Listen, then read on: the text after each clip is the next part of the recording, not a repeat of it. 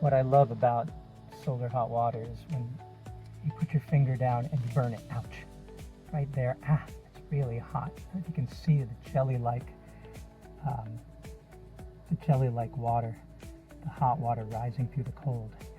Ooh, I can't even keep my finger there. That's coming from there. And as long as it's arced up like that, you think of hot water like bubbles. Bubbles rise, so you have to have from the ingress down there, it goes through, it rises up the pipes, and it goes along the manifold, and then right up into the tank there, and so you get hot water coming right there. And now, by sitting here all day, we should begin to get this entire thing to heat up, because the heat's going to rise up here, and then the cold is going to continue to fall from down, actually it's down there, and then the cold is falling down from there into the panels, rising up and circulating like this, and so eventually the entire barrel gets filled up with piping hot water between 40 and 50 degrees centigrade. And this float is so that I can keep that on. I've got to replace it. It looks like the valve mechanism is a bit damaged, but that way you can keep the cold water supply on, and the cold water supply goes down to the bottom, as you can see. That's where it should go. Better if we were to insulate that pipe as well, but it's certainly working. I can feel it, yep, coming through there.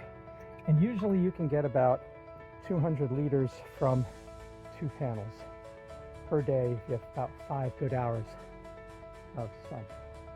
So that's what we're looking for here, and I'm going to cover this up with this insulated lid to keep the heat in. You can see that we've insulated this with strips. A lot of the insulation fell off during the hurricane, but we're getting back in business now, and it is working. So let's look for a good 200 liters of hot water by this evening, depending on how long the sun lasts today. All right.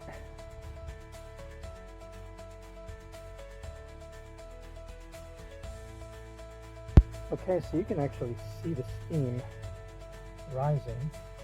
It's nice and hot in here, down to about, let's see where it gets going. My fingertips now are cold, so about where you see my fingertips, that's where the hot water went, and then down there's that thermocline, and it's cold down here.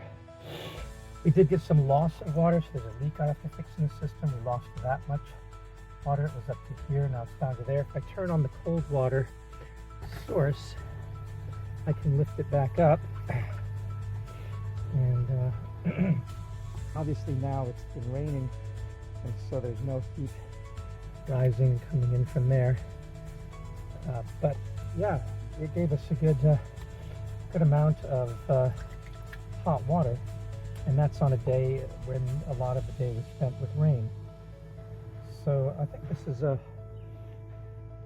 still a good location. This may actually work, although I may want to move it out closer to the house to make it more useful. But this location was chosen years ago, before that chaya tree grew up, and still gets decent sun, at least in the summertime. So yeah, I think I've just got to replace this, because this is no longer sealing, so I can't leave the cold water on as I would like.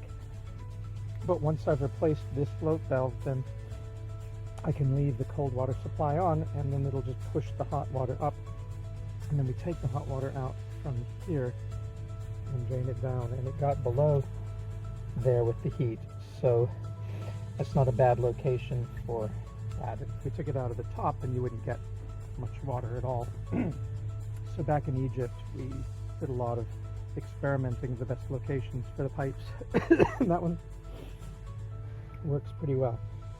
All right, so I didn't lose too much. I'm going to turn this off because the float valve isn't working, and we still have hot water down to there. This is bath temperature water. So there, put the insulation on, and yeah, we'll check it out tomorrow. See if in 2 days will get us the whole barrel hot. That's what we anticipate we'll do.